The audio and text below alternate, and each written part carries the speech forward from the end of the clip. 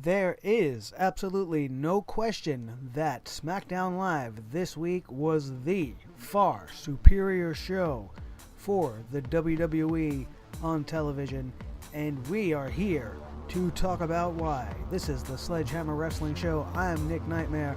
Let's get into it.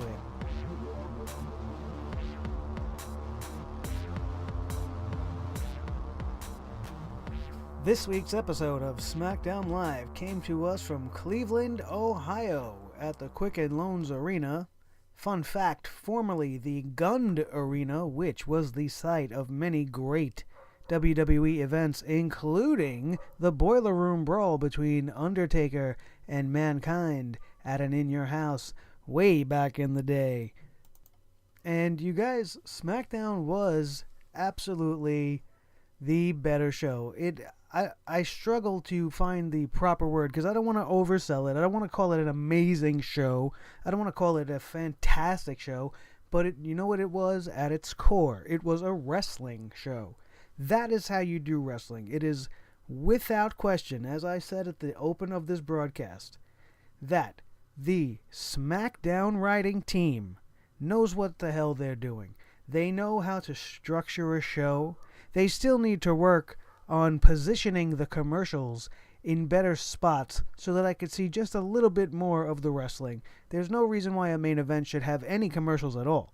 You should let a main event run right from the beginning to the end, because that is the whole reason why we're all here, and I think you should try to get all your commercials in before we hit the main event. If you can be commercial free for a 20-minute interview segment with the Authority on Raw, then why can't we be 25-30 minutes commercial free at the tail end for the main event? I mean, it's just too much with the commercials, as we talk about here time and time again, and it doesn't look like it's going to rectify itself. But I want to give a firm round of applause to the writing team of SmackDown. You guys did a tremendous job. This is how you book a show. We started off not with any authority figures, not for any title, but we finally got some explanation and some story building with Randy Orton as he comes in there talking about he knows that Bray Wyatt's always talking about fear because he is the one that's so afraid, and he's afraid of me, Randy Orton. Bray comes on the screen and replies with all his usual I am God nonsense, which you're not a god. If you can't win, you're not a god, because God would never lose. Anyway, they have this very interesting little back and forth, and ends up that Bray apparently is trying to call Randy out. Randy's going to follow the trail. He leaves the ring. He goes in search of Bray Wyatt. Then we go to some backstage promo with Dean Ambrose, who had a lot to say about AJ Styles, of course. And he was very good on the mic. I mean, he had some awkward thing where I'm going to make AJ Styles the guy that's going to cry. I wish they would drop this whole rhyming thing. It doesn't have to happen. Once was enough, and even that was too much. With, I'm the face that runs the place. I don't want to hear that crap no more. Now they're sitting here, creative time. Let's talk about how many different ways we can rhyme champ and camp. So AJ's the champ that runs the camp. We'll make Dean Ambrose say he's the guy that's going to cry. That's like a 5th grade level insult. I think we can do this, you guys. So let's be creative. Let's write this up. Not that I want to get too down on the creative, because like I said, it was a great show. But, they need to fine-tune some of the little things like the words these wrestlers are actually going to say. Which brings us into our first match of the night, which was an 8-man tag, which you all know if you listen that I'm not a proponent of the multi-team tag match, but this was an excellent match, and made even better by the completed transformation of the Usos. They have a new look, and now they finally have new music, because it was a little awkward with the old music, them being bad, trying to break people's kneecap and coming out, I'm all top, I'm jumping around. No, stop it. And now they finally got it. They got this weird little hip-hop, but spooky and ominous kind of music going on. They got this new gangsta look, this Hawaiian gangsta thing going on. People are comparing them to Crime Time. They don't look like Crime Time. it's called a style, and the style is called hip-hop, and that's what they're using, so of course it's going to be similar. Just like they'll say anybody that wears camouflage looks like the Dudleys. They don't look like the Dudleys just because of what they're wearing. They don't look like Crime Time. They're the Usos. They're just dressed probably more like they're dressed in real life, if you ask me. I don't know. That's just my opinion. But let's not forget, like I said, this match was very good. And I think the big thing to point out was there really was minimal interaction between Rhino and Heath Slater, the champions, and their incumbent challengers, the Usos. They didn't have very much going on between them up until the very finish of the match, where they continued to do what they like to do and take out Heath Slater's leg. They also, during the match, once again targeted Chad Gable's leg. They are being persistent with their angles. They are being consistent with their angles, and it's coming off beautifully. This tag match was great, and it really, really starts to lead up into No Mercy, which we have 2 more weeks before, 2 more shows before No Mercy, for them to play more on these angles that they continue to develop and work every week on SmackDown. We go back to Randy Orton, who's now in the bowels of the arena. Oh, I'm sorry. I forgot to mention that, surprisingly, it's because I didn't write it down in my notes, but I do remember that the Usos won the match. The Usos and the Ascension were teamed up, and they won the match. I apologize for skipping ahead. I just didn't write that down in my notes, to be honest with you, and it's what I always aim to be, is honest, and if I screw up, I'm going to call myself on it, and we're going to fix it live right here for you guys to hear, because I really don't care. Let's go back. Orton, in the bowels of the arena, following the trail to Bray Wyatt, he comes across this little arrow thing that's made out of like rubber bands and sticks, or it looks like something out of the Blair Witch Project, and it's clearly pointing to his left, and then Randy turns it to the right for some reason. Didn't get that. And then walks in the opposite direction that the arrow wanted him to go. They go back, they show the arrows pointed back to the original position, and in the corner, in the direction where Randy Orton was supposed to follow, is Eric Rowan in that creepy new sheep's face with the horns mask, doing the whole psycho killer head sideways thing in the shadows. Very creepy, little uneasy, wasn't sure at this point where this was going, but it felt good. We're following Randy Orton. We're telling a story. We're getting emotional. We're invested into what is Randy doing? Where is he going? Is he going to find Bray Wyatt? Is Bray Wyatt going to find him? This is how, like I'm going to say now, I'm going to keep saying it, how you write a wrestling show. You have continuous segments. They don't even need to be in the ring. This is how it's done. Let's not get sidetracked, because I can talk good about the creative all night. We go into our first women's match of the night, which is Carmella and Natty versus Nikki, Bella, and Naomi. Liking the very old school pre-match promos in the corner during the entrance, where the girls have something to say from earlier today. That's a very 80s thing to do, and I'm really digging when they do that, because it allows us to learn more about our superstars within like a 2-minute segment in a tiny little square on the corner. As you're watching the girls come in, we can hear comments and get personal with them and learn more about them the way we used to back when I was young and wrestling was awesome. And that's where we want wrestling to be now. So, of course, the commercial placement is terrible, but these girls wrestled a better tag team match than almost the entire tag team division. The psychology of the match was spot on.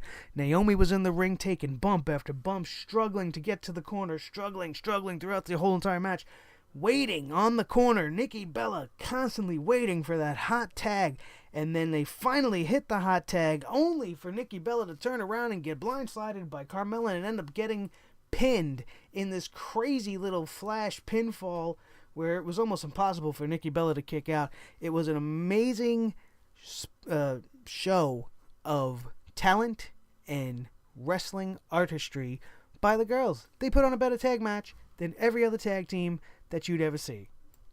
This is obviously leading us into a match that's going to happen between Nikki Bella and Carmella.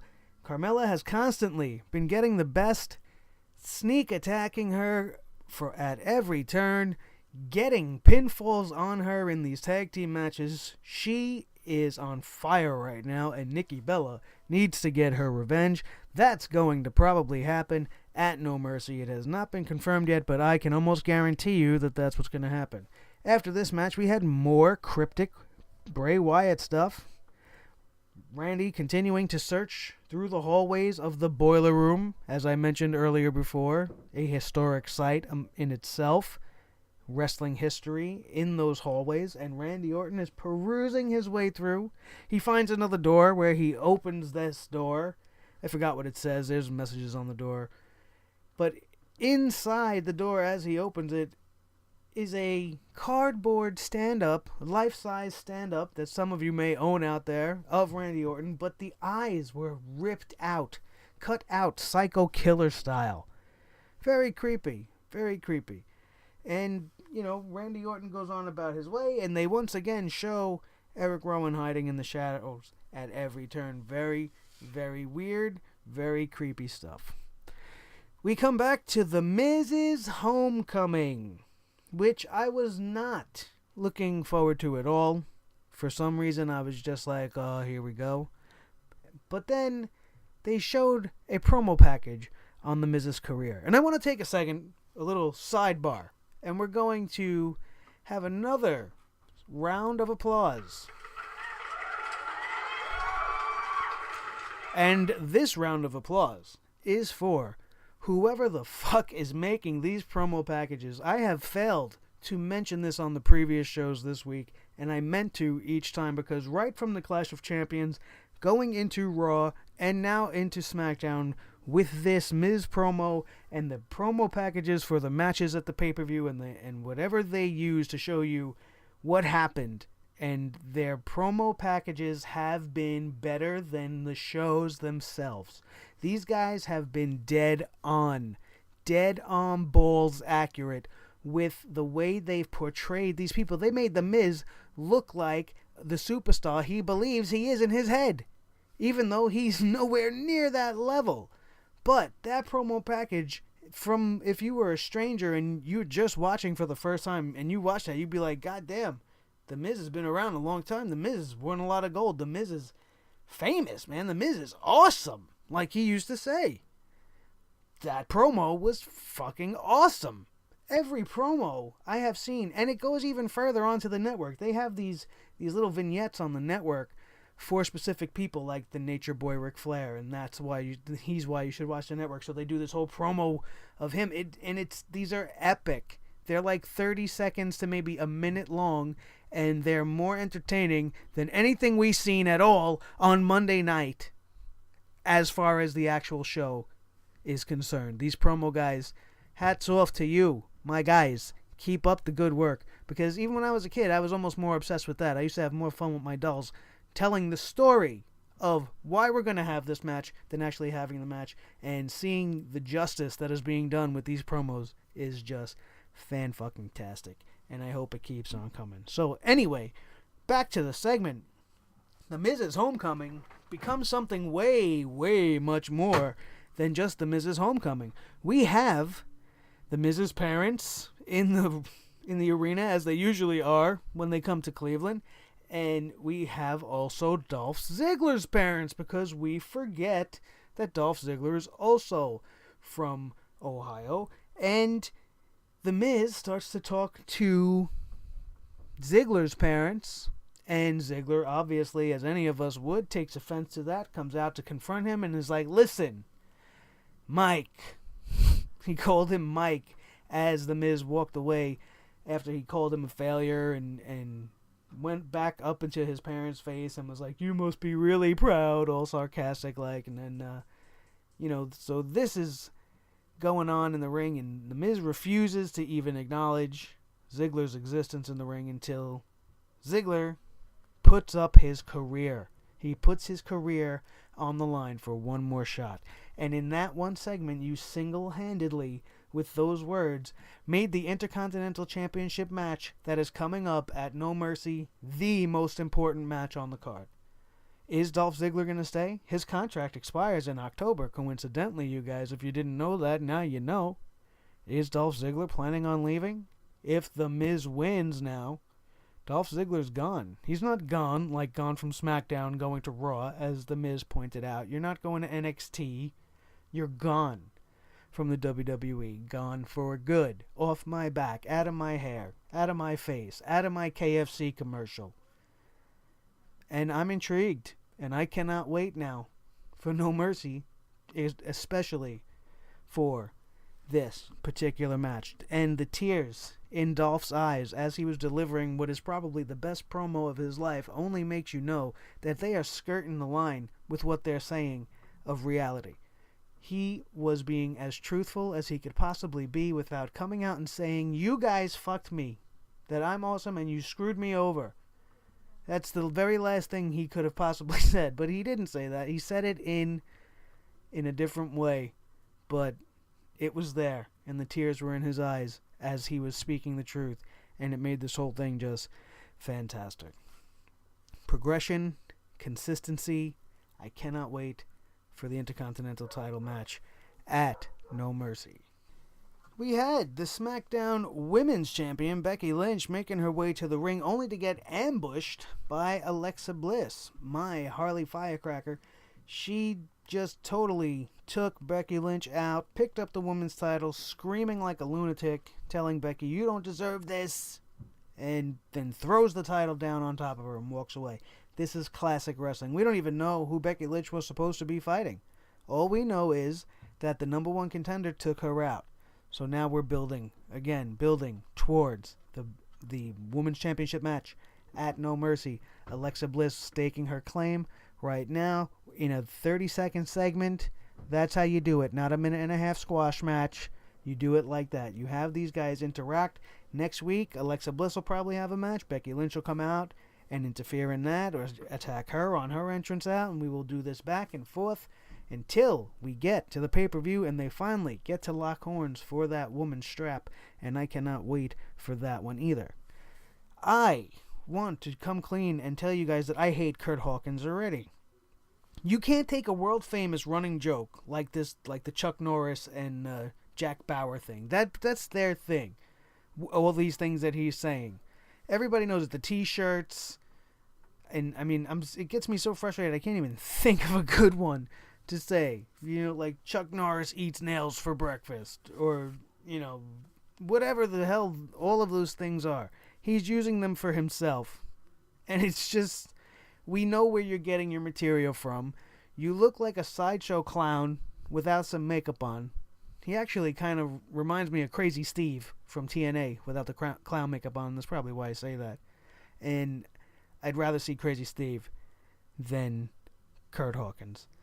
I don't care. I don't want to see this. That might actually become one of the official catchphrases of this show. I don't want to see this. Because I don't even want to see his face. I don't want to know what his special announcement is, his fact of the day, or whatever the hell he wants to call it. I don't care. Get off the show. I don't want to hear it. More Bray Wyatt, as he is now on the screen, seems to be getting frustrated with the fact that Randy is not following his directions the way he's supposed to, and is not getting caught in any of Bray Wyatt's traps. Only to be surprised when Randy Orton is behind him, wearing Eric Rowan's sheep's head mask, and then gets his ass kicked by Randy Orton, much to Bray Wyatt's surprise. And then, you know, Bray Wyatt runs away from Randy Orton, looking scared. Randy keeps the mask on, starts to do this whole creepy laugh thing, and then it gets really weird, because somebody definitely pressed the wrong button in the production truck, because we went from Randy Orton kind of doing this rewind, fast forward thing for about 5 seconds. You seen him go, and I thought maybe it was part of it, but it didn't look like it should have been part of it. And then we go back to the beginning where Bray Wyatt was sitting in his chair, almost as if the whole thing never happened. And for a minute I'm like, are they showing us a dream? Like, what are they showing us? But then they just cut, which means somebody fucked up and somebody got in trouble, in that production truck, because that was a miscue, and it made the whole segment, as weird as it was to end, made it even weirder. After this, we have the main event of the evening. Dean Ambrose versus the WWE World Heavyweight Champion AJ Styles, with John Cena out there on commentary. And my biggest complaint of the whole night comes here. Insert here. Because let's forget about the match, because that's pretty much what they did. And let me tell you, Ambrose and AJ were putting on a great match.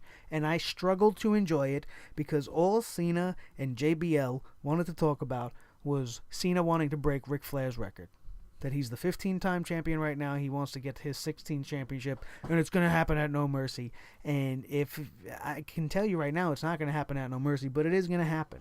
And especially if they're hyping it up this much, and especially during a world title match, all you just want to talk about is this impending, momentous occasion that John Cena might have. It's all they wanted to discuss, and it took me out of the match. Let alone, there were 3 commercial breaks in this 20-minute World Heavyweight Championship match that in between I had to listen to, and when Cena wasn't talking about it, JBL was the first one to bring it up. Over and over and over again. Oh, he's going to be John Cena, going to break the world record. Who better than John Cena? Blah, blah, blah, blah, blah, blah. Shut up. It was killing everything for me. Because as a true wrestling fan, and they even breach that as part of the topic. Well, it's going to ruffle some feathers and people aren't going to like it, but blah, blah, blah. No, man. And nobody wants it to happen, and we know you're going to make it happen. Just like you're probably going to have the New Day be the tag team champions for at least the next 80 days to break Demolition's record. We want to break milestones. That's what we do in the new era. We want to claim it to the new era, but you're going to give it to John Cena, who's not part of a new era. Give me a fucking break. With that being said, as I stated before, this was a good match. These guys really put on a good one. And it would come to an end. Dean Ambrose in this one really almost seemed unhinged, almost like he didn't know what he wanted to do. It was the best portrayal of the Lunatic Fringe I've seen him do. And this match, back and forth, lots of reversals, quick escapes, some brawling, some technical stuff, plenty of dramatic false finishes. But as I said, Cena wouldn't shut up about breaking Flair's record. JBL kept bringing it up. The match would continue to go back and forth. And then Cena, at ringside, would get punched in the face by AJ Styles for absolutely no reason.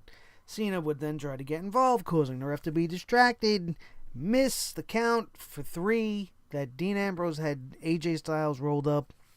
Then Ambrose gets pissed at Cena for getting involved because Ambrose didn't even see AJ punch Cena in the mouth. And this whole thing ends up with Ambrose getting rolled up by Styles, Styles holding on to the jeans for a little extra oomph and keeping his shoulders down to the mat. 1, 2, 3. This match would then end with a brawl, as you could assume, and both of these guys taking AA from John Cena. He's standing there holding the belt in the corner, blah, blah, blah. This match would have been 5 stars, in my opinion, if the announce team would have just shut their mouth for 2 minutes. Just 2 minutes. Just shut up and let us enjoy the wrestling match, because they didn't allow for that. And it was just too much. It was just too much yammering, blah, blah, blah, blah. And there's great matches going on in the ring, and we're talking about what John Cena's going to do, or wants to do, in 2 weeks, which he's not going to do, because what he's really going to do is go film another TV show, which is what he was supposed to be doing right now.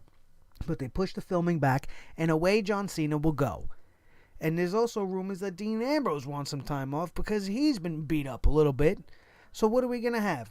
We're going to have Randy Orton and AJ Styles left as the main event, which means Bray Wyatt's not going to beat Randy Orton if they're going to put him into the main event. But I'm not complaining about that at all, except for the damage it'll do to Bray Wyatt.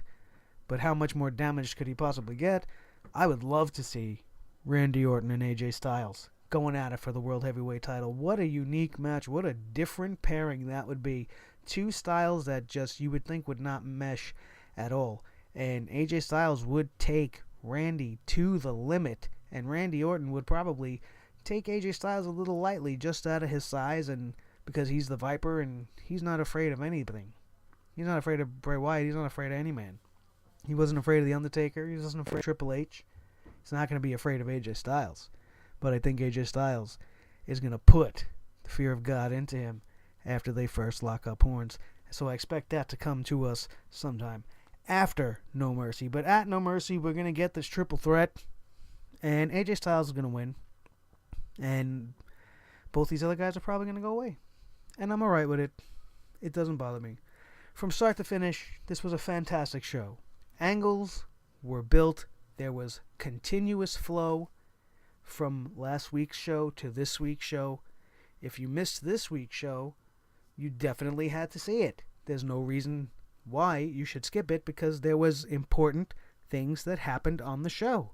Important storylines that went down. Things you need to know because you're going to tune in next week and be like, what's going on? What did I miss?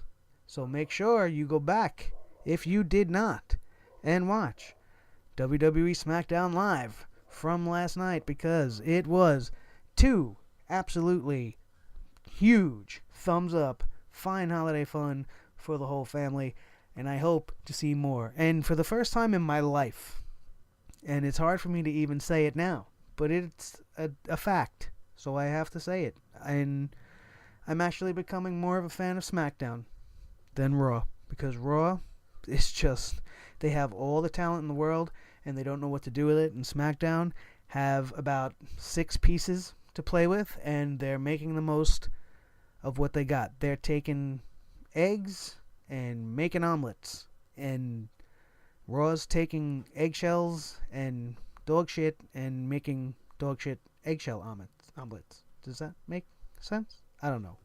So, with that, we're going to sign off for today. This has been the SmackDown Live review for the SledgeHammer Wrestling Show. I am Nick Nightmare. Hit that like button. Hit that subscribe button on YouTube. For Blue, the Snowball Microphone, my little buddy, I love you guys. Have a good one.